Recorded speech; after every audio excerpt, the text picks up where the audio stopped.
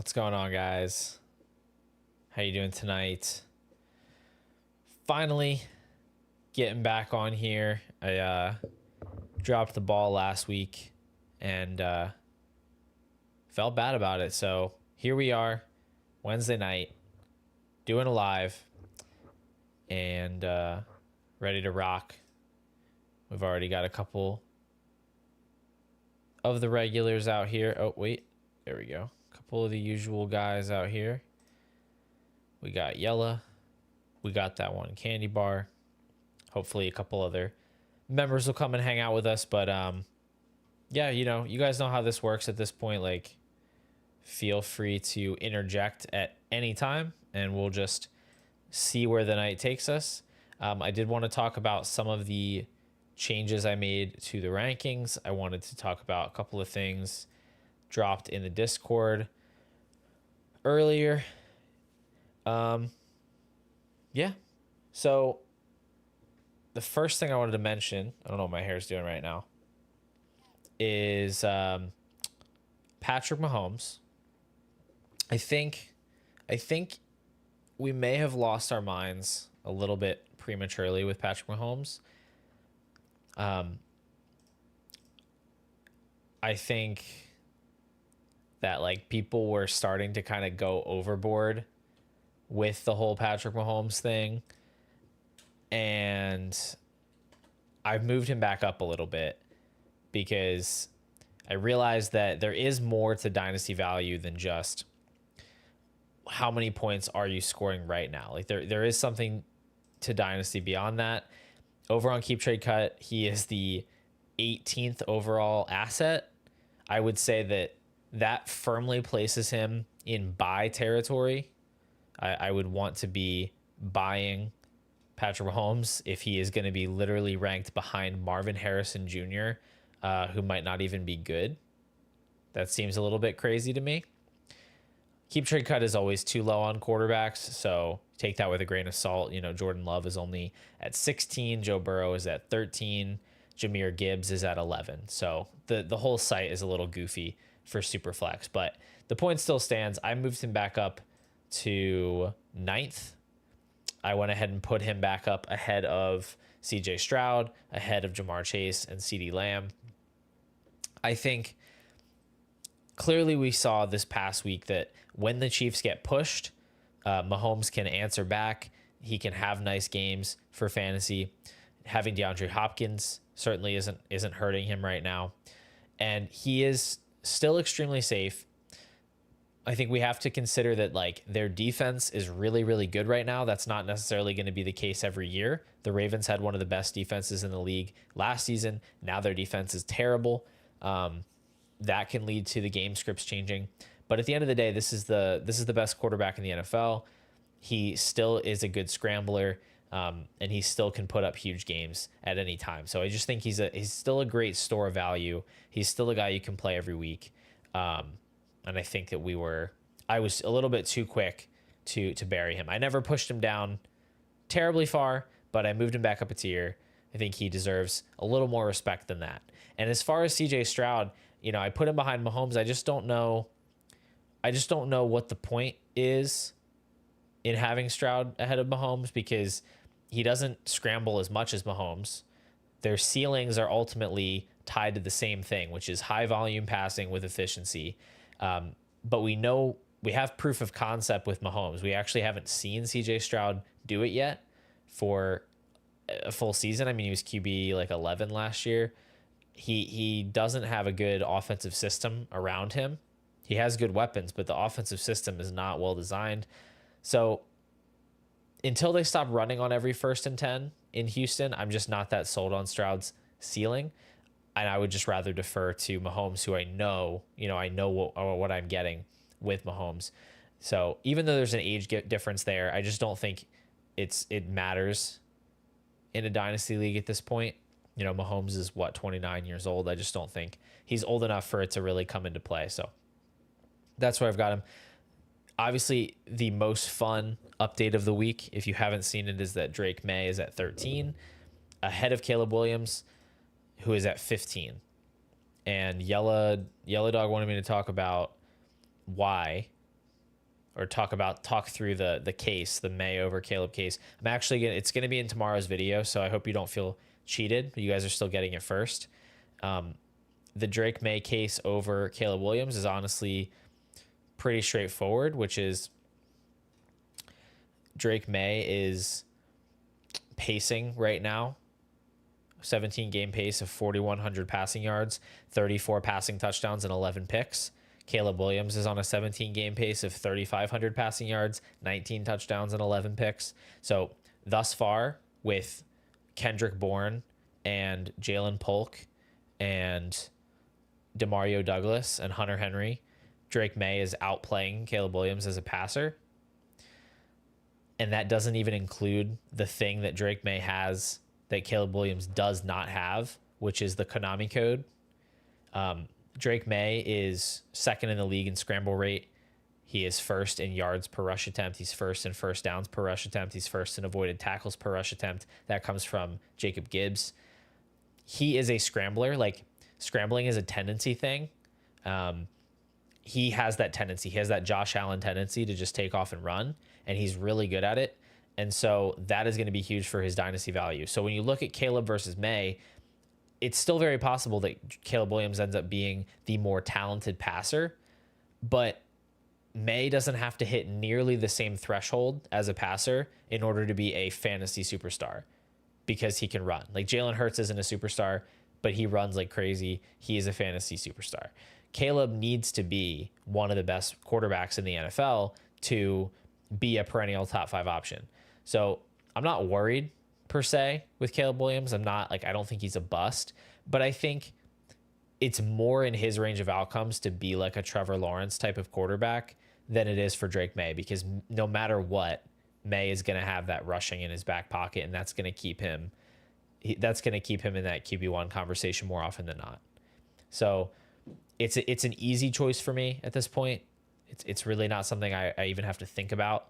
I would just swap Caleb for May in any situation. Yeah, so like I don't think that you need to bang your head against the wall. Like, I've still got him 15th overall in my rankings. I don't think you need to be super down on Caleb as a dynasty asset. You know, in hindsight, it was maybe a little bit wild that we were taking a rookie quarterback in the first round of a startup, but I don't think it's going to be disastrous for you. That's for sure. So it's very much a pro Drake May case, not so much an anti Caleb Williams case. But I'm not sure I can make the case the other way. I don't know how to make the case the other way for Caleb. Like, he has some weapons, I guess, in DJ Moore and Rome Odunze, Cole Kmet. You know, that's fine. They need to fire Shane Waldron. That's a huge problem. So then you have to figure out, like, who are they going to get for their next coach, their next offensive coordinator. You know, I don't know. I don't know what the appeal would be at this point for Caleb over May, but I do see the appeal of Caleb in general, which is that he still is like that generational adjacent type of prospect where you can see him hitting in kind of the Mahomesian way. It's definitely possible. But yeah, that's pretty big. I was able to get a share of Drake May. I don't know if you guys all saw this trade. I posted a bunch of trades in the Discord under the trade channel, and I did not pull those screenshots to put up on the screen here. However, this trade is Caleb Williams. Hold on, let me see. Let me just see something real quick. Can I just pull this picture over here? Drag the URL. Yes. Oh, sweet. Okay. That's pretty cool. I don't know why there's a black border around it.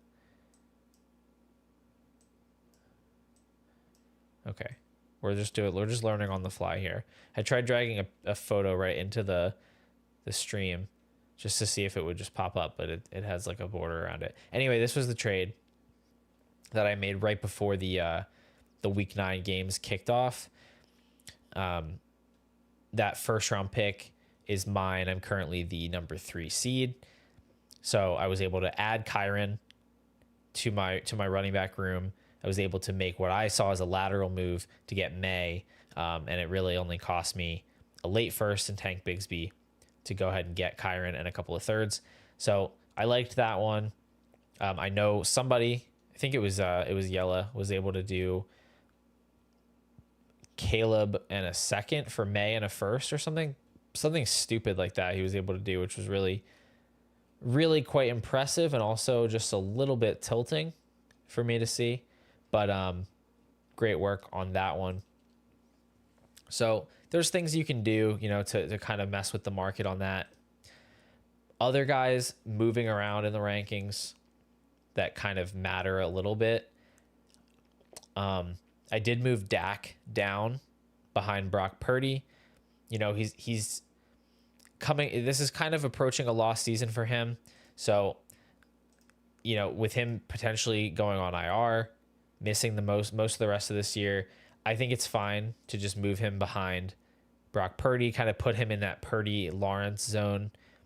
I do still prefer him to Baker Mayfield. I have him in the base 1 tier. We were talking earlier about how he's a clear no-brainer for a late first. Like, if you can get him for a late first in Superflex, that is just easy money. Jacob Sanderson has coined a term, the cycle of Dak, which is that every year at some point Dak Prescott is worth a late first, and that is when you buy him, and then he comes in and he has like some crazy production for a while, and then all of a sudden he's worth 2 firsts or whatever. So we are at the low point in the cycle of Dak, and now is the time to buy. We're definitely at the low point in the cycle of Chris Olave and Jalen Waddle, these two guys who just cannot seem to they just can't seem to get over the hump as fantasy producers. It's just crazy. Like, it's not them. Like, it's just these circumstances keep hitting them with Olave. It's the injuries with Waddle. It's the Tua injury, and now it's this Dolphins offense that is so preoccupied with tight end screens to Jonnu Smith. They can't figure out how to use one of the better number 2 wide receivers in the NFL. So I don't know. I had to move those guys down as well. It's really hard to justify them in that higher tier when we're just not getting the production. I don't know when we're going to get the production.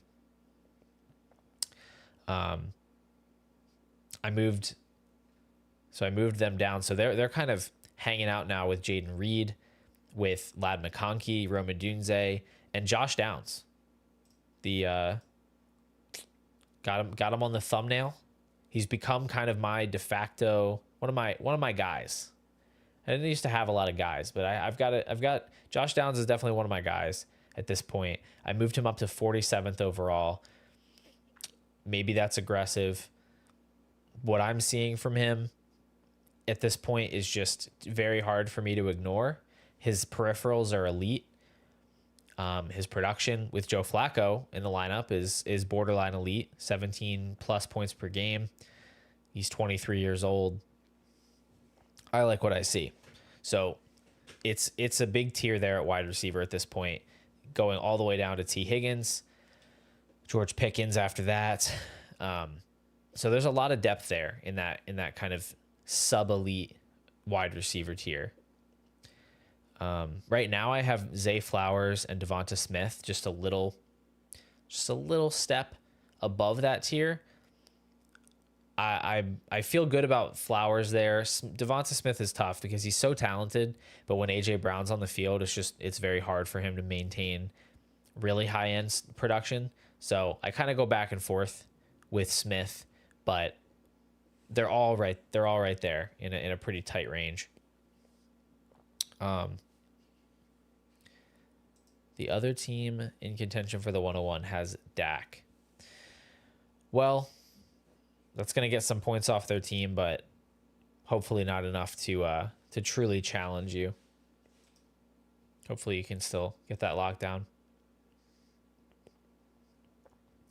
All right. Jackson Smith-Njigba. I continue to have no idea what I'm supposed to think about this player. I've moved him up a half tier. I feel like I've moved him up or down a half tier after every single game this season, it feels like. And typically that's just a sign that you're overreacting or whatever, or that you're just not taking the whole picture in at once. But I truly don't know what the whole picture is with him. Like he has so many terrible games where he does absolutely nothing. He gets all these low ADOT targets. He doesn't do anything with them. He gets outproduced by Tyler Lockett. And then all of a sudden he has these like absolutely monstrous game, like 200 plus air yard game where he's used in a way that is totally different than he ever gets used in other games. I just don't really get, I don't know if any analyst understands JSN as a player. I got in this big argument on Twitter. I don't know if any of you, well, I know a couple of you caught it, but I got in this big argument on Twitter with David Gautieri, who generally, like, I like a lot of his stuff. I typically agree with a lot of the things that he tweets out, but I just did not agree with his take on JSN. Well, I can't even say I didn't agree with his take because he wasn't offering a take, but he had a take on, he was posting about JSN where he said, where is it? Just scrolling Twitter right now, trying to find this Twitter argument we have going on here. Okay. So he tweeted out a list of year 1 and year 2 wide receivers with 90 plus receptions in one of their first 2 NFL seasons. And he said, here's the guys with 90 plus receptions: Anquan Bolden, Larry Fitzgerald, Brandon Marshall, Marquez Colston, Eddie Royal, AJ Green, Kendall Wright, Odell Beckham, Jarvis Landry, Michael Thomas, Juju Smith-Schuster, Amon-Ra St. Brown, Jalen Waddle, Justin Jefferson, Devonta Smith, Garrett Wilson, Puka Nacua, and JSN is currently on pace for 91 receptions.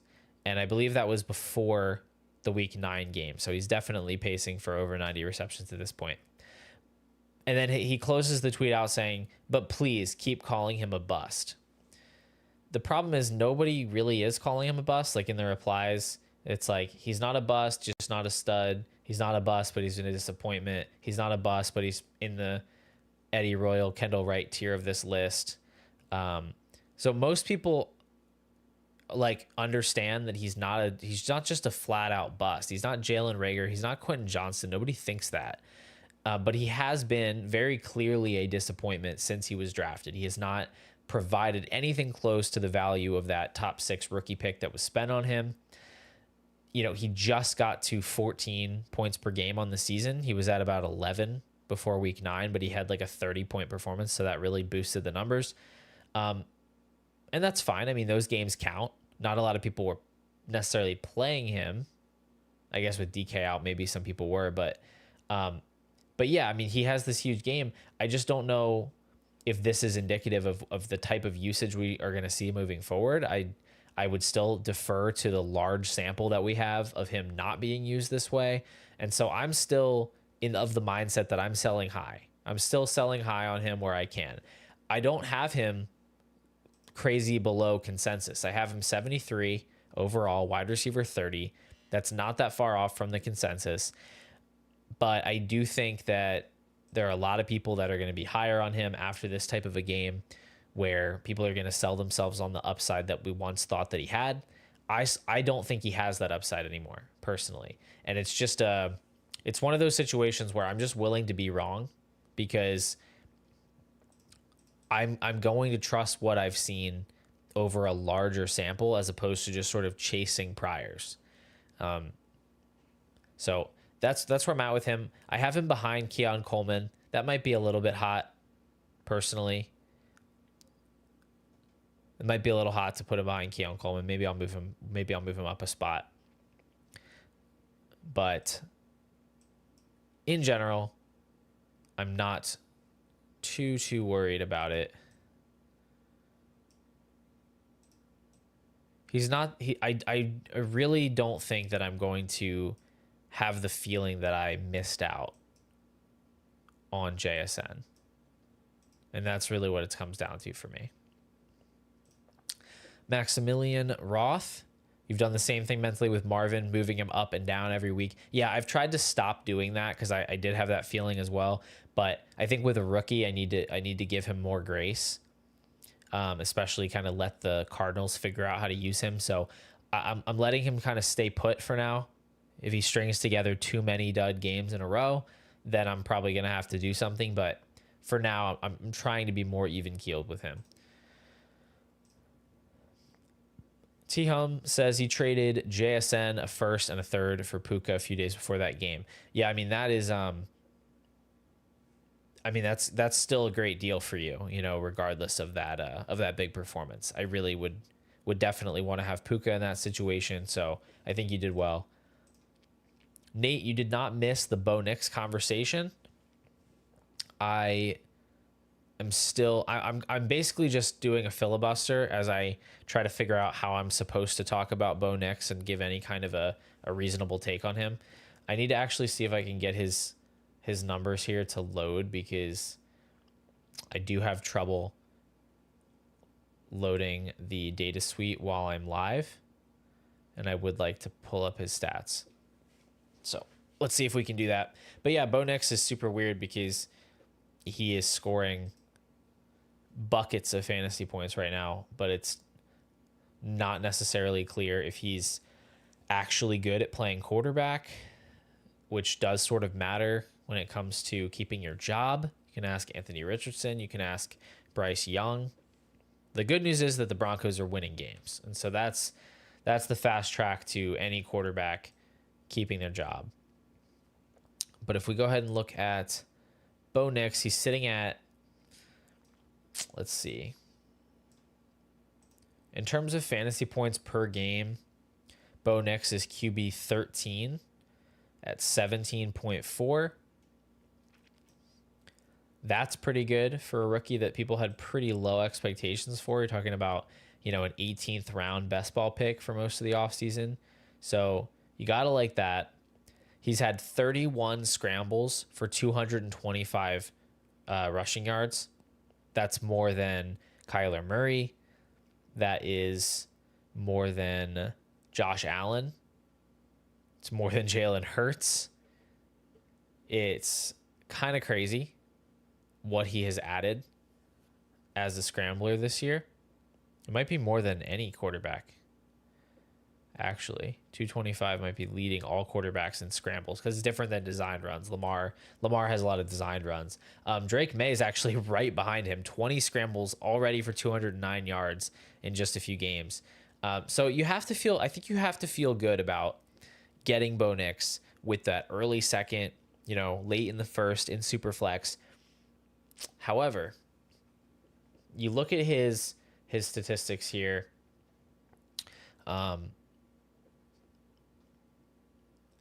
Hold on. All right. So, for example, his highly accurate. So, there's a couple stats here that we can look at on the fantasy points data suite, and I don't think that any of this stuff is perfect with quarterbacks. It's very hard to pin down these evaluations. He's very low, for example, in their accurate throw percentage. He's at 43.9%. He's actually ranked 43rd behind Daniel Jones in that metric. However, it says to measure when you hit the receiver in stride, throw the ball away from coverage, or hit the receiver in the numbers when standing still. Patrick Mahomes is only a couple spots ahead of him. So that's not something, it's hard for me to put a lot of stock in that.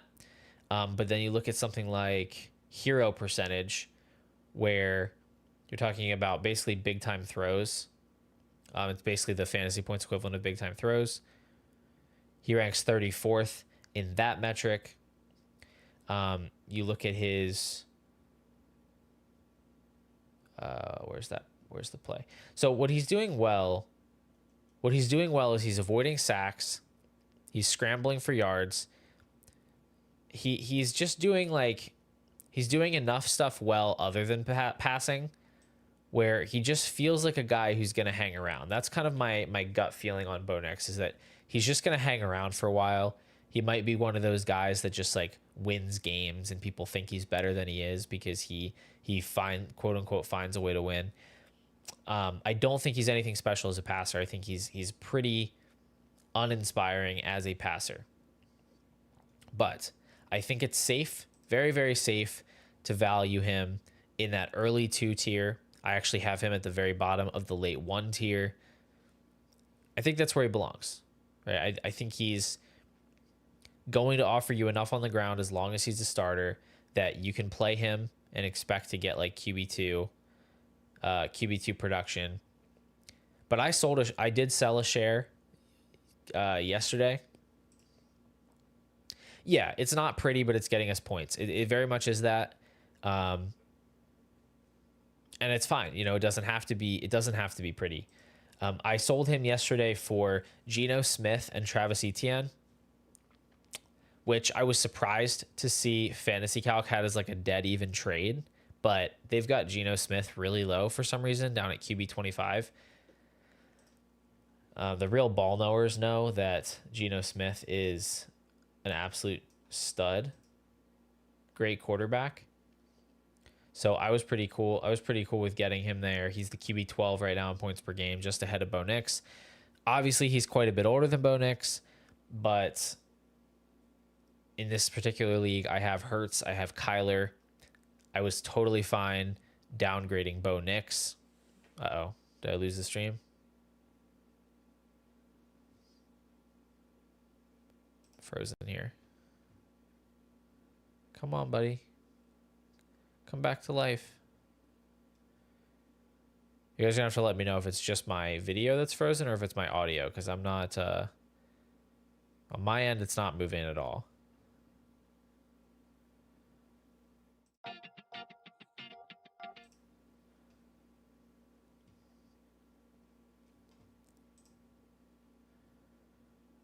Whoops.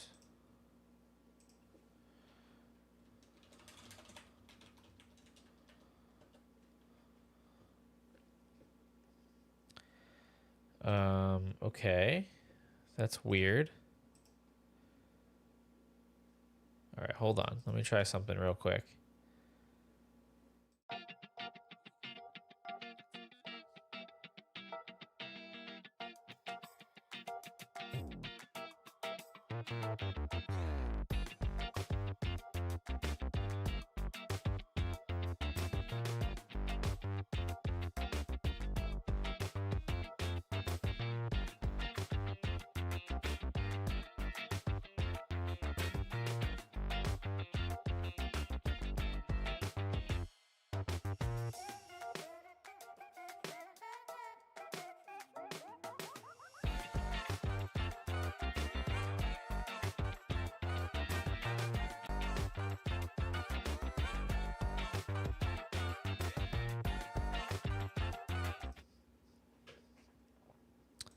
All right, y'all. I think we're good.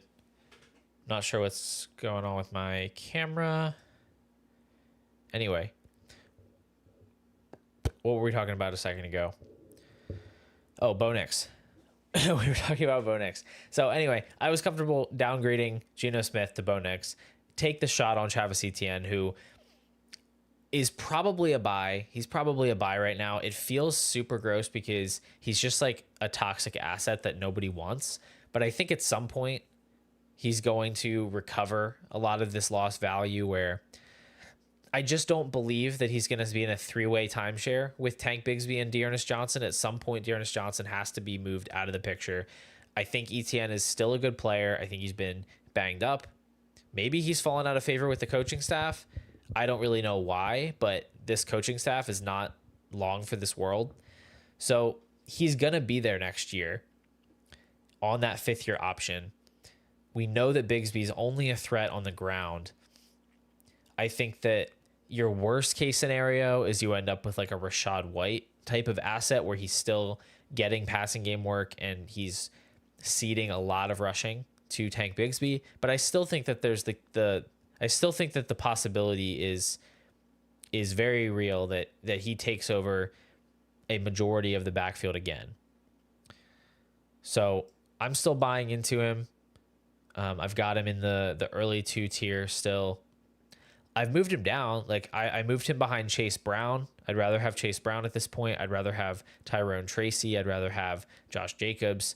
But I think that I think he still should be ahead of like Tony Pollard, Brian Robinson, older running backs like Aaron Jones, James Conner. I mean, I think you can justify trading him for those guys if you are really hurting for a running back right now that you need to be able to play, because like you got to do what you got to do sometimes, I guess, and it's not that much value just to give up. But I think he's more of a buy than a sell for sure. So I like ETN. Bo Nix, I think we're just going to have to let him ride out this rookie season. I think you can safely keep him through his whole rookie year, and you can decide in the offseason what you want to do with him. I think people are going to be pretty high on him. Like, I remember the Kenny Pickett rookie season. He gained value from year 1 to year 2, despite being absolutely terrible. That's the case with a lot of these rookie quarterbacks that go in the first round. Even if they're bad, they can pick up value. And with Bo Nix, because he's been rushing so much and racking up so much production, that way, if he has like a high-end QB2 finish in his rookie year, I think he's going to be a riser in the offseason. I think he's a player you'll probably be able to sell for even more than you can sell him now, as people sort of talk themselves into a potential year 2 breakout. So I think you're in a good spot with him no matter what.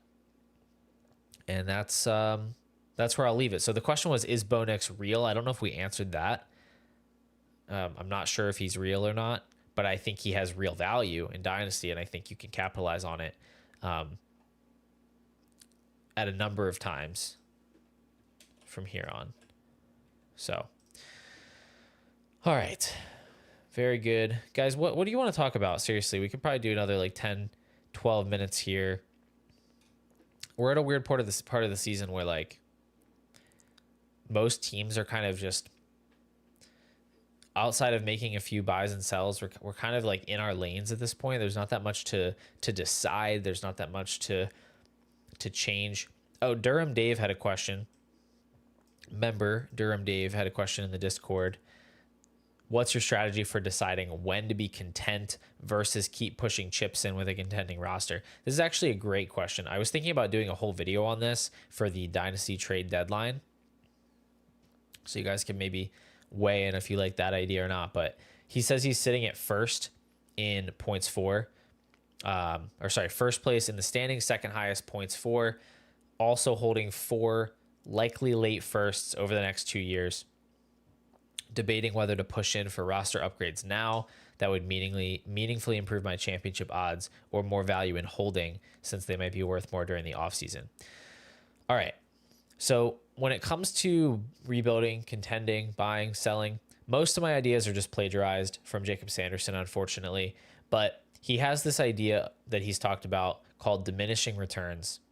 I mean, it's not a fantasy term. Like, it's just a real thing, diminishing returns. But the idea of like, the more that you pursue something that was good at first, there's reaches a point where you no longer derive enough benefit from that thing for it to be worth pursuing anymore. And in Dynasty, the idea of diminishing returns is that you can go out and you can acquire Derrick Henry and Alvin Kamara and Joe Mixon and Cooper Kupp and Devontae Adams and all of these, Travis Kelce, all these win now players. But at a certain point, it doesn't matter how many players you go out and acquire, there is just going to be a hard cap on your odds to win in a given season, because at the end of the day, you are flipping that coin in your playoff matchups and you're hoping your guys have a good week. But it's always going to be some type of a weighted coin flip. You're never going to get your odds, at the beginning of a playoff run, they're never going to be 50% or higher. So the answer to the question is, if you're already second highest in points for, I would say I wouldn't be too aggressive. There's a couple things you can do. If you can make buys on players that are going to sustain value, like if you can use 2 late firsts and you can go and get a Puka Nacua, or you can even go a little bit higher, you can get a Jamar Chase, or you can get somebody like that. That's a great type of buy because it helps you now and it helps you later, right? So I don't mind turning those firsts into a young star. But if you want to like take one of those late firsts and say, I'm going to treat myself for this championship run. I'm going to let myself have one. You can have one Derrick Henry. You can have one Travis Kelce, right? You can indulge yourself in a little treat, a little 20 points per game veteran player. That, I think, is reasonable to do when you have a team that has that much surplus value. But I think to spend a lot of those firsts on older players that are all going to depreciate in value after the season, I think is an irresponsible choice for your team long term. Because it sounds like you're already in a spot to get a playoff bye. You're already in a spot where you're going to have close to the best odds you can have in the playoffs.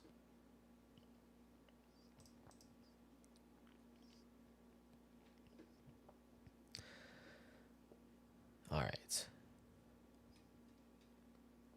That was a good one. Maximilian asks, how do you value tight ends cross-positionally with no tight end premium? First of all, your name is very, sounds very regal. It sounds like you should be like living in a palace, like a castle somewhere. But how do I value tight ends cross-positionally?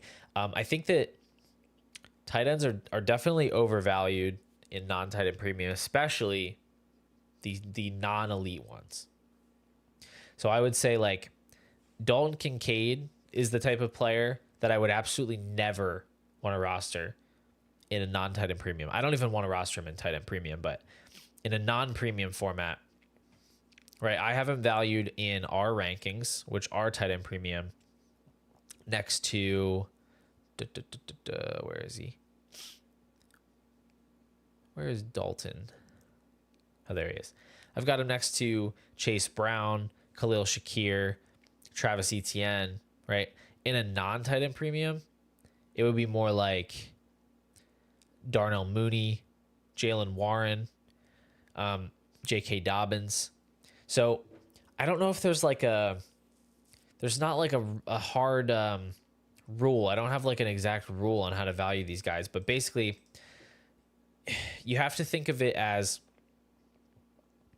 you're never going to want to play a tight end in your flex. So you really only want to have one good tight end on your team. And if it's not going to be one of the top guys, if it's not going to be Brock Bowers, it's not going to be George Kittle, it might as well be Hunter Henry.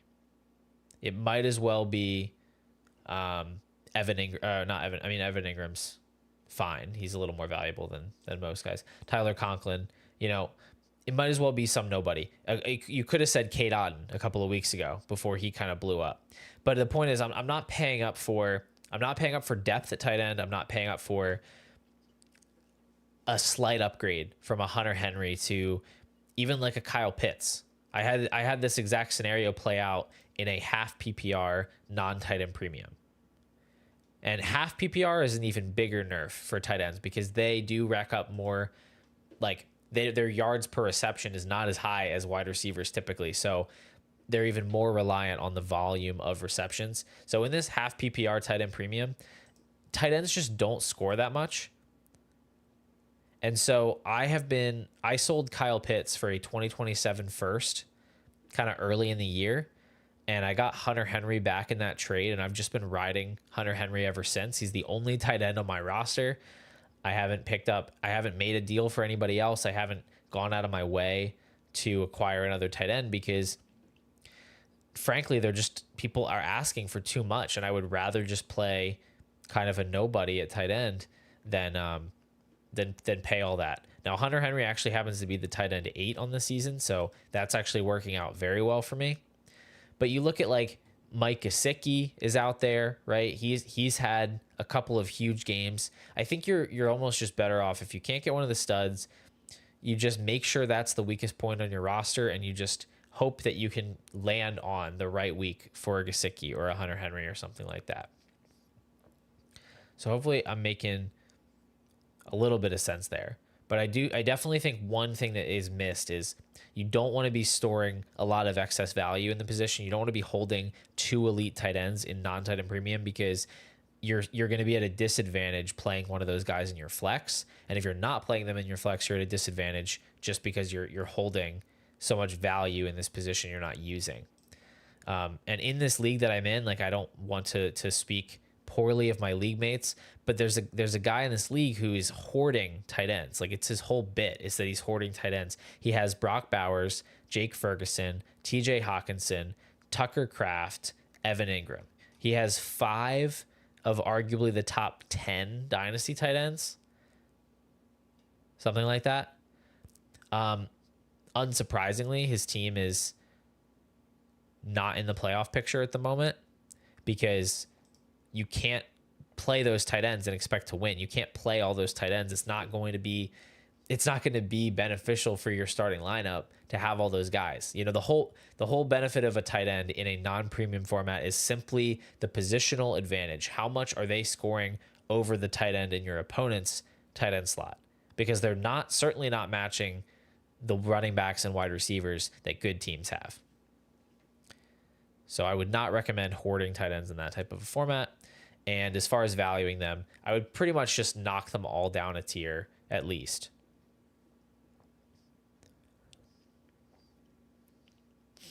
So,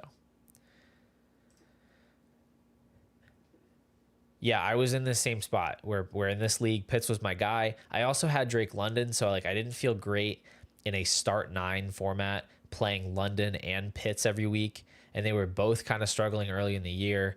And so I made the move to get rid of Pitts because he was the lower scoring position, and it's obviously worked out pretty well for me. He's had a couple of big games.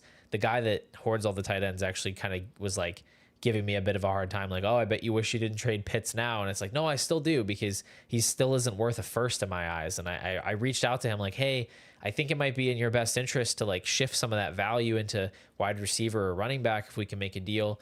But I mean, he's just like very firm on these high prices, and I'm not going to pay them. I'm going to go out and I'm going to win the championship with Hunter Henry before I pay a first for Jake Ferguson. You can mark my words on that one. So, all right. All right, guys. I recorded a video earlier and I did this thing. I'm a little bit worn out. I'm going to wrap things up for today. If you have any last minute questions, you can let me know. Tomorrow's video should be out around the normal time. Doing 5 players that I think the market is too slow to react to, too slow to move them up. One of those is Drake May. Spoiler, I talked about him earlier, but yeah. So I think that's gonna be a fun one. Hoping to do a public live stream on Saturday.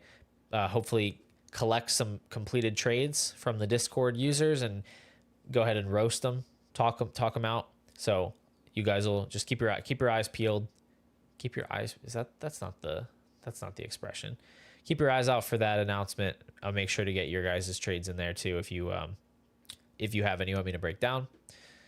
But anyway, it's been great hanging out. Appreciate you guys jumping in. Hope you have a nice evening, and I will talk to you all very, very soon.